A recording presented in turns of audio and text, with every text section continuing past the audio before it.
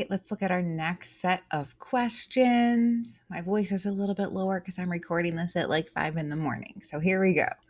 The structure of the passage is best described as. So, why is the passage written that particular way? So, is it because let's read first. When astronomers first mapped the surface of Mars through telescopes, they imagined canals stretching across its dusty plains. These canals were thought by some to be evidence of intelligent life. Later, more precise instruments revealed that the lines were optical illusions, not waterways. The episode illustrates how human imagination can shape and sometimes mislead scientific interpretation. So let's see again what's happening. Astronomers through telescopes was looking at the surface of Mars. They saw lines. Back then, they were thinking those lines were canals, like intelligent life was building canals, but they have since learned that it's not canals, it's just kind of dust that makes optical illusions.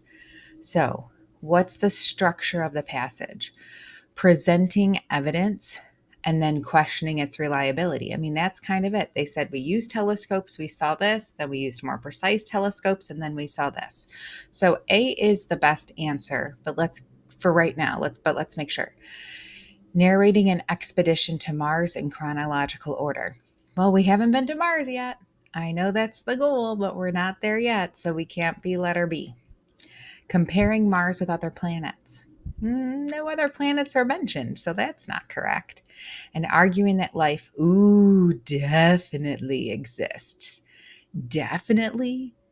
Do we really have proof yet? It's that ultimate word, so it's probably not the right answer. So A is our best answer. Going a little bit faster, now we're looking at the primary purpose. At the height of the Harlem Renaissance, artists and writers gathered in salons to exchange ideas. Poets recited verses celebrating cultural pride, while painters experimented with bold colors and themes of urban life. These creative expressions were not confined to art alone. They carried a deeper message of resilience and identity. To many observers, the movement symbolized both. Woo! Both. That means our answer is probably going to have two parts to it: a cultural flowering and a demand for recognition. So let's see what makes the most sense. Why was this written? What's the purpose of writing this? Is it to recount technical training of artists? No, technical training is they took this class and this class and this class, or they did this technique or this technique, so it's not going to be that one. Is it to describe the social and artistic significance? That's probably it because it mentions two things, but let's double check everything else. To analyze the financial struggles. First of all, that's one thing, and that wasn't really discussed consistently. And compare Harlem art with European traditions. That's two things, but it doesn't mention Europe. The two things in here are recognition and culture. So that's why letter B is the best answer.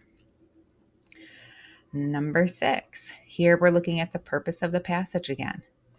In his memoir, a pioneering aviator described the sensation of flying above the clouds for the first time. She marveled at the quiet of the air and the freedom it represented. Contrasting it, two things, with the limitations she faced on the ground. Her reflections captured not only, so that means two things again, the thrill of flight, but also the broader possibilities for women. So, taking a look at this, the main purpose is to provide technical details. That's one thing, and no. The next thing says to contrast the experiences of male and females. Well, that's two things, but it doesn't mention anything about what males experience, so that's not the best answer.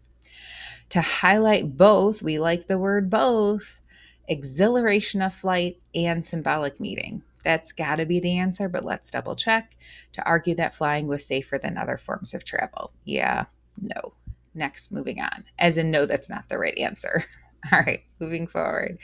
The structure of the passage is best described as: at the dawn of photography, critics dismissed it as a mechanical trick rather than art. Yet, contrast. As portraits and landscapes filled galleries, many began to acknowledge the medium's ability to capture light, moon, and meaning. And see how it says many. The debate over whether photography was an art form revealed broader questions about how societies define creativity. So the structure says, so first we start with critics said, no, it's just a trick. Then they were like, oh, this could kind of be cool. And then it was like, maybe we need to talk about this more. So were they A, narrating a chronicle account of the invention? No. I mean, it was a procedure, but it wasn't like first they designed this, then they designed this, then they designed that. So even though it was a process of time, chronological, it wasn't about the invention. It was more about its use or perception. Presenting an initial dismissal, yep, critics dismissed, followed by recognition. Oh, this is cool. So B is the correct answer, but let's keep reading. Comparing photography to painting in detail. No, and that's not structure. That's something that was said. Structure is start, middle, end. Arguing that art cannot be defined. Yeah, that's not structure either. Love you.